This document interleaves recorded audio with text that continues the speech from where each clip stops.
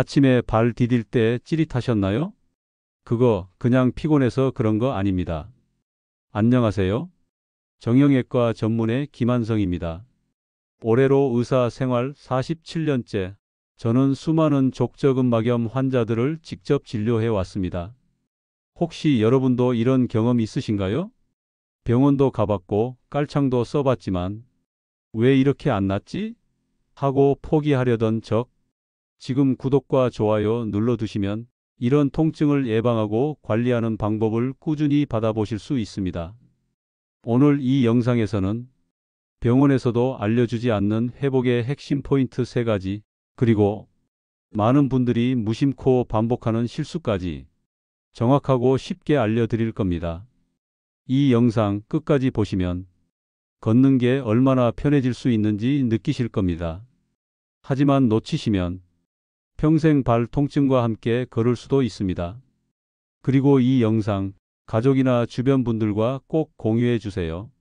족저근막염은 나이 불문 누구에게나 올 수 있는 질환입니다. 그렇다면 족저근막염이란 과연 무엇일까요? 발바닥에는 족저근막이라는 질기고 튼튼한 고무줄 같은 줄이 있습니다. 이 줄은 뒤꿈치에서 시작해서 발가락 아래까지 쭉 이어져 있고 발바닥 아래를 활 모양처럼 팽팽하게 잡아주지요. 이 족저근막 덕분에 우리가 걸을 때 발바닥에 오는 충격을 잘 흡수하고 몸의 무게도 잘 버틸 수 있는 겁니다. 쉽게 말하면 족저근막은 발바닥을 지켜주는 튼튼한 스프링 같은 거예요. 왜 염증이 생기나요? 그런데 이 족저근막이 반복된 자극이나 과한 체중, 운동 과다, 딱딱한 신발 착용, 혹은 오랜 시간 서 있는 생활 때문에 손상되거나 미세하게 찢어지면 염증이 생기고 통증이 발생합니다. 이때 생기는 염증 상태를 바로 족저근막염이라고 부릅니다. 족저근막염은 초기에는 대수롭지 않게 여길 수 있지만 문제는 시간이 지날수록 통증이 심해지고 걷기조차 힘들어질 수 있다는 점입니다. 특히 아침 첫발 디딜 때 찌릿한 통증, 한참 앉아 있다가 일어설 때 욱신거림은 이 질환을 의심해 볼 수 있는 대표적인 증상입니다. 게다가 잘못된 자세로 보행 습관이 변하면 무릎, 골반, 허리까지 연쇄적으로 부담이 가면서 전신 통증으로 이어질 수 있습니다. 많은 분들이 처음엔 이렇게 말합니다. 그냥 오래 걸어서 그런가 봐요. 좀 쉬면 괜찮아지겠죠. 하지만 족저근막염은 적절한 치료와 관리 없이는 자연적으로 좋아지기 어렵습니다. 심하면 석회뼈 돌기가 생겨 만성화되기도 합니다. 다행히 이 질환은 초기의 원인을 알고 생활 습관을 바꾸고 정확한 스트레칭과 자극 관리를 하면 비수술적 치료만으로도 충분히 호전될 수 있습니다. 오늘 영상에서 저는 이 족저근막염의 원인, 증상, 치료법, 그리고 제가 실제로 효과를 본 생활 루틴과 주의사항을 하나하나 자세히 안내해 드릴 겁니다. 제가 47년간 수많은 환자들을 진료하면서 족저근막염의 주요 원인들의 사례들 정리해 보았습니다. 오늘 소개할 첫 번째 사례는 서울 강남의 백화점에서 근무하시는 박은정 씨 44세입니다. 박은정 씨는 제가 2년 전 처음 진료실에서 만난 환자였는데 그때 통증 때문에 한쪽 발을 절뚝이며 들어오셨던 모습이 아직도 기억납니다. 박은정 씨, 처음 통증은 어떻게 시작됐나요? 처음엔 퇴근할 때 발이 좀 뻐근한 정도였어요. 근데 어느 날부터 아침에 일어났을 때 발 뒤꿈치를 바닥에 대는 순간 찌릿하게 통증이 오는 거예요. 너무 아파서 잠깐 침대에 다시 누워야 할 정도였어요. 주로 어떤 신발을 신으세요? 백화점에서 정장을 입어야 하다 보니까 굽이 조금 있는 단단한 구두를 신어요. 발이 편한 신발은 거의 못 신죠. 하루에 78시간은 계속 서 있고 걸어 다녀야 하니까 발이 늘 피곤한 상태였던 것 같아요. 병원에 오시기 전까지 어떤 대처를 하셨나요? 초반엔 그냥 파스를 붙이거나 족욕 정도로 버텼어요. 근데 증상이 점점 심해지더니 이젠 계단 내려갈 때도 뒤꿈치에 통증이 찌릿하게 오더라고요. 그래서 이건 진짜 이상하다 싶어서 병원에 왔죠. 박은정 씨의 경우는 딱딱한 신발 장시간 서 있는 근무 환경이라는 두 가지 요인이 겹친 전형적인 족저근막염 사례였습니다. 진료 결과 발바닥 근막이 과도하게 긴장돼 있고 발뒤꿈치 뼈 부근에 염증이 진행 중이었죠. 이 상태를 방치하면 뼈 돌기석회까지 생길 수 있는 상황이었습니다. 족저근막염은 단지 운동을 많이 하는 사람들만의 병이 아닙니다. 잘못된 생활 습관, 특히 우리가 매일 신는 신발 하나만으로도 족저근막에 큰 영향을 줄 수 있습니다. 오늘 소개할 두 번째 사례는 운동을 하겠다는 좋은 의지로 시작한 등산이 오히려 병을 만든 경우입니다. 52세 강수연 씨는 저에게 진료를 받으러 오셨던 분 중 특히 인상이 깊게 남아있는 환자였습니다. 수연 씨, 언제부터 통증이 시작되었나요? 한두 세 달쯤 됐어요. 50 넘으니까 건강 생각이 더 나더라고요. 그래서 등산 동호회에 가입해서 주 2, 3회씩 열심히 산을 탔죠. 그런데 어느 날부터인가 산 내려올 때 뒤꿈치가 아프기 시작했어요. 처음엔 근육통이겠지 하고 그냥 넘겼는데 한 달이 지나도 낫질 않더라고요. 혹시 준비 운동이나 스트레칭은 충분히 하셨나요? 사실 처음이라 그런지 스트레칭을 제대로 하지 않았어요. 등산 자체도 오랜만이었고 갑자기 운동량이 늘었으니 몸이 놀랐던 것 같아요. 특히 내리막길을 오래 걷고 나면 다음날 발바닥이 욱신욱신해서 걷는 것도 힘들었어요. 수연 씨처럼 중년 이후에 갑자기 운동을 시작하신 분들, 특히 체중 부하가 많은 운동 등산, 걷기, 에어로빅은 족저근막염 위험이 매우 높습니다. 수년간 쓰지 않던 근육과 힘줄에 갑자기 자극을 주면 근막이 찢기거나 염증이 생길 수 있기 때문이죠. 병원에 오셔서 진단받으셨을 때 어땠나요? 처음에는 족저근막염이 뭔지도 몰랐어요. 무슨 발바닥에 염증이냐고 생각했는데 원장님 설명을 듣고 나니 딱 제 이야기더라고요. 특히 산 내려올 때 뒤꿈치에 가해지는 충격이 엄청 크다고 하시더라고요. 그 얘기 듣고 바로 운동 방법부터 바꿨어요. 등산, 조깅, 줄넘기처럼 발을 강하게 딛고 충격을 주는 운동은 족저근막염 환자에게 가장 위험합니다. 특히 내리막길이나 딱딱한 지면 갑작스러운 속도 변화는 근막의 손상을 유발할 수 있죠. 다음 사례는 은퇴 후 건강관리를 고민 중이던 69세 김정혜 씨입니다. 김정혜 씨는 제가 진료했던 수많은 환자 중 가장 성실하게 재활을 따라주신 분으로 기억에 남습니다. 김정혜님, 언제부터 발 통증이 생기셨나요? 아이고, 한 6개월은 됐을 거예요. 아침에 일어나면 뒤꿈치가 찢어질 듯 아프고 집안일 조금만 해도 발바닥이 화끈거리듯 욱신하더라고요. 처음엔 나이 들어서 그런 줄 알았죠. 혹시 체중이 좀 늘거나 변화가 있으셨나요? 은퇴하고 나서 활동량이 줄었는데 체중이 56kg는 늘었어요. 게다가 집에서 손주들 돌보다 보니 하루 종일 서 있거나 무거운 걸 드는 일이 많았죠. 김정혜 씨의 경우처럼 은퇴 후 운동량은 줄고 생활 중 움직임은 늘어난 경우 족저근막에 불균형한 하중이 실리게 됩니다. 노화와 함께 근육과 인대의 탄력성도 떨어지기 때문에 같은 체중이라도 발이 견디는 힘이 줄어든 상황이었죠. 병원 오시기 전엔 어떤 대처를 하셨어요? 처음엔 그냥 파스 붙이고 발 주무르기만 했죠. 어디 아픈 데 있을 때마다 나이 탓이다 하면서 그냥 참는 거예요. 근데 하루는 손주 데리고 놀다가 발을 제대로 못 디뎌서 주저앉아 버린 날이 있었어요. 그때 정신이 번쩍 들더라고요.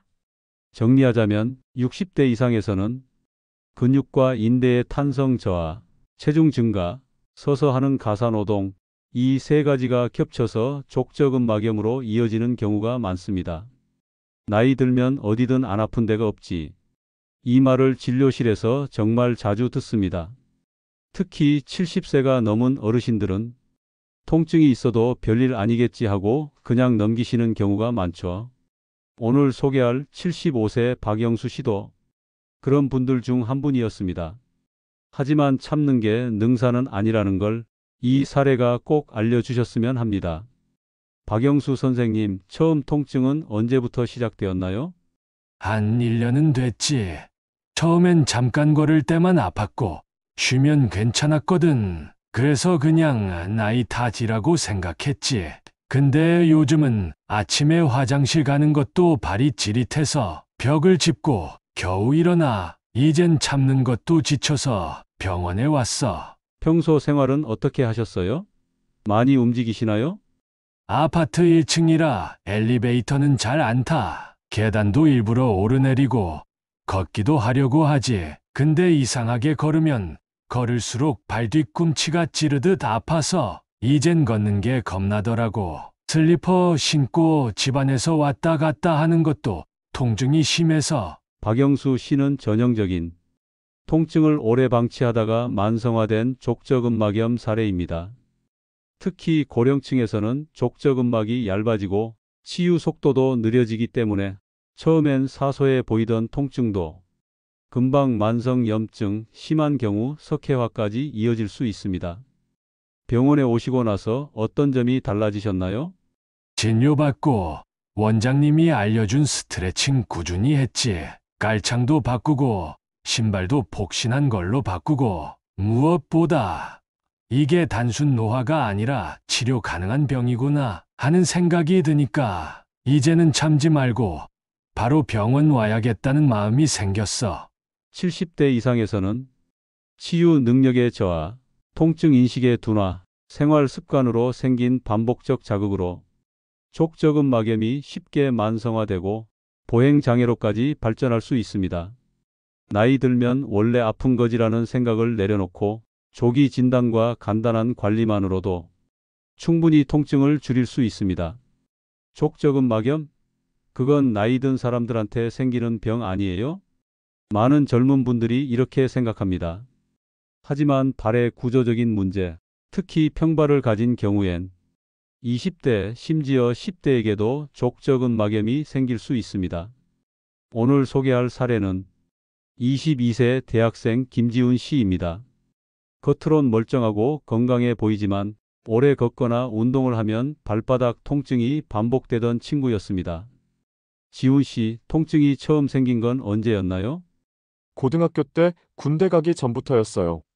학교 끝나고 운동장 뛰면 발 안쪽이 뻐근하고 발바닥 전체가 붓는 느낌이 있었거든요. 근데 군대에서 훈련 받을 땐 행군하고 나면 뒤꿈치까지 찌릿했어요. 제대하고 나서도 오래 걸으면 바로 통증이 다시 생기더라고요. 병원 진단을 받고 나서 알게 된 사실은 뭐였나요? 전 그냥 체력 문제인 줄 알았어요. 그런데 선천적으로 평발이고 발의 하치가 거의 없어서 충격이 그대로 족저근막에 전달된다고 하시더라고요. 그래서 일반 신발보단 아치지지 깔창이 꼭 필요하다고 들었어요. 지훈 씨는 전형적인 선천성 평발 활동량 많은 생활을 하면서 족저근막염이 반복적으로 발생한 경우였습니다. 평발은 발의 아치가 무너져 체중이 균일하게 분산되지 않고 족저근막에 과도한 압력이 집중되는 구조입니다. 이 상태에서 많이 걷거나 뛸 경우 근막이 계속 과도하게 늘어나며 염증이 생기게 되죠. 지금은 어떻게 관리하고 계신가요? 원장님이 발에 맞는 맞춤형 깔창 착용하시라고 해서 정형외과에서 처방받았어요. 그리고 운동할 땐 꼭 쿠션 좋은 운동화만 신어요. 스트레칭도 매일 하고 있고요. 지금은 거의 통증이 없어졌습니다. 평발이나 높은 아치를 가진 분들은 젊은 나이여도 운동을 과하게 하지 않아도 족저근막염에 쉽게 노출될 수 있습니다. 특히 나는 왜 특별히 무리하지 않아도 발이 자주 아프지? 싶은 분들은 발 구조 자체에 문제가 있을 가능성을 꼭 점검해 보셔야 합니다. 족저근막염은 처음엔 참을 만한 통증으로 시작합니다. 하지만 이 통증을 대수롭지 않게 넘기면 만성 통증으로 굳어지고 나중에는 걷는 것조차 무섭게 됩니다. 두 번째, 오래 앉았다가 일어날 때 뒤꿈치가 찌릿한 증상입니다. 병원도 다녀봤고 파스도 붙여보고 깔창도 사봤는데 왜 나는 여전히 아플까? 왜 이게 몇 달째, 심지어 몇 년째 낫지를 않을까? 그 이유에 대해 대표적인 5가지를 말씀드리겠습니다. 첫 번째 이유, 치료보다 버티기를 선택하기 때문입니다. 제가 만난 73세 박영수 어르신, 통증이 참을 만해서 그냥 두었지요 하셨지만 결국 보행 자세가 틀어지고 허리까지 아파졌습니다. 많은 분들이 통증이 심해졌다가 괜찮아지면 이제 괜찮나 보다 하고 다시 예전 습관으로 돌아갑니다. 하지만 족저근 막염은 재발이 쉬운 병이고 생활 습관을 바꾸지 않으면 완치가 어렵습니다. 두 번째 이유, 잘못된 치료 방향을 반복하기 때문입니다. 예를 들어 파스 붙이기, 찜질기, 마사지기, 발 지압기, 이런 것들이 단기적으론 시원할 수 있지만 문제의 본질을 해결해 주진 않습니다. IT 개발자 최재민 씨는 처음엔 마사지로 버텼지만 결국 신발과 자세를 고치지 않으면 안 되겠더라고 하셨죠. 정답은 근막을 쉬게 하고 충격을 줄여주고 부하를 분산시키는 것, 그게 바로 치료의 시작입니다. 세 번째 이유, 꾸준함이 부족해서입니다. 강수현 씨, 등산할 땐 잘하자 다짐했는데 며칠 지나니까 스트레칭도 안 하고 다시 통증이 왔어요. 족저근 막염은 단기 스프린트가 아니라 장기 마라톤입니다. 하루 이틀 치료로 낫는 병이 아니라 생활 자체를 발에 맞게 바꾸는 노력이 필요한 병입니다. 네 번째 이유, 나만 그런가? 하고 방치하기 때문입니다. 워킹맘 이선영 씨는 출산 후 발이 아픈 건 당연한 줄 알았어요 라고 말씀하셨습니다. 그런데 발바닥 통증이 점점 심해져서 아기를 안기도 힘들고 일상도 무너져갔죠. 족저근 막염은 생각보다 흔한 병이고 방치하면 큰 병이 됩니다. 그러니 창피하거나 이상하게 생각하지 마세요. 빨리 인정하고 빨리 관리하는 게 제일 중요합니다. 다섯 번째 이유, 근본 원인을 정확히 모른 채 치료하기 때문입니다. 김지훈 씨처럼 평발인 사람, 김정혜 씨처럼 체중이 늘어난 사람, 그리고 구두를 신는 사람, 오래 서 있는 사람. 각자 통증의 원인이 다릅니다. 모두 같은 깔창, 같은 스트레칭, 같은 파스만 써서는 개개인의 구조적 원인에 맞는 맞춤 치료가 되지 않습니다. 이제 어떻게 하면 좋아지나요? 라는 질문에 답할 시간입니다. 족저근 막염은 약만으로 낫지 않습니다. 치료의 핵심은 내가 스스로 발을 쉬게 하고 회복을 도와주는 습관을 만들어주는 데 있습니다. 오늘 알려드릴 루틴 3가지는 제가 수천 명의 환자에게 직접 권하고 가장 효과적이었다고 입을 모았던 방법들입니다. 자, 지금부터 하나씩 함께 해보죠. 1. 아침 침대 옆 3분 스트레칭. 언제? 눈 뜨고 일어나기 직전. 왜? 자는 동안 수축된 족저근막을 풀어줘야 첫발 통증을 줄일 수 있습니다. 방법. 침대에 앉아서 다리를 쭉 뻗습니다. 수건이나 밴드를 발가락에 걸고 자기 쪽으로 천천히 당깁니다. 종아리와 발바닥이 당겨지는 느낌이 들도록 15초 유지. 3회 반복. 제가 늘 말합니다. 아침 첫 발은 스트레칭 다음에 디뎌라. 이 습관 하나로 통증을 절반 이상 줄이신 분도 계십니다. 2. 페트병 발바닥 마사지 저녁 루틴. 언제? 저녁에 TV 보면서 혹은 자기 전. 왜? 하루 종일 긴장했던 족저근막을 풀어줘야 회복이 빠릅니다. 방법. 500ml짜리 페트병에 물을 채워 냉동해 둡니다. 의자에 앉아 페트병을 바닥에 두고 발바닥 전체로 앞뒤로 굴립니다. 좌우 발 각각 3에서 5분씩. 이건 단순한 마사지가 아닙니다. 냉찜질과 근막 자극 이완이 동시에 이루어지는 고효율 방법이에요. 단 맨발보다 얇은 양말 신은 상태로 하시면 더 안전합니다. 3. 앉아서 족저근막 스트레칭. 먼저 그림과 같이 스트레칭하고자 하는 발을 반대편 무릎 위에 올립니다. 한 손으로 발가락 전체를 감싸 쥐고 뒤로 젖힙니다. 발가락을 충분히 젖힌다면 발바닥 아래에서 두껍고 팽팽한 힘줄 같은 조직이 만져집니다. 이 조직이 족저근막입니다. 발가락을 충분히 젖힌 상태에서 팽팽해진 족저근막을 엄지손가락 또는 검지를 이용해 뒤쪽에서 앞쪽으로 살살 문질러 줍니다.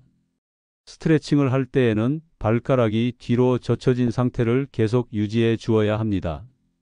족저근막염 치료에서 가장 중요한 건 무엇을 하느냐보다 무엇을 하지 않느냐입니다. 지금부터 말씀드리는 5가지 혹시라도 하고 계시다면 아무리 좋은 치료도 효과가 없을 수 있습니다. 1. 맨발로 다니기. 맨발은 충격 흡수가 0입니다. 딱딱한 바닥 위를 맨발로 다니면 족저근막에 직접적으로 하중과 충격이 가해져 염증이 악화됩니다. 실내에서도 쿠션감 있는 슬리퍼나 아치 지지 슬리퍼를 꼭 신어주세요. 2. 쿠션 없는 신발 신기. 슬리퍼, 플랫슈즈, 낡은 운동화처럼 발바닥 전체를 받쳐주지 못하고 충격 흡수가 안 되는 신발은 족저근막에 매일매일 상처를 남깁니다.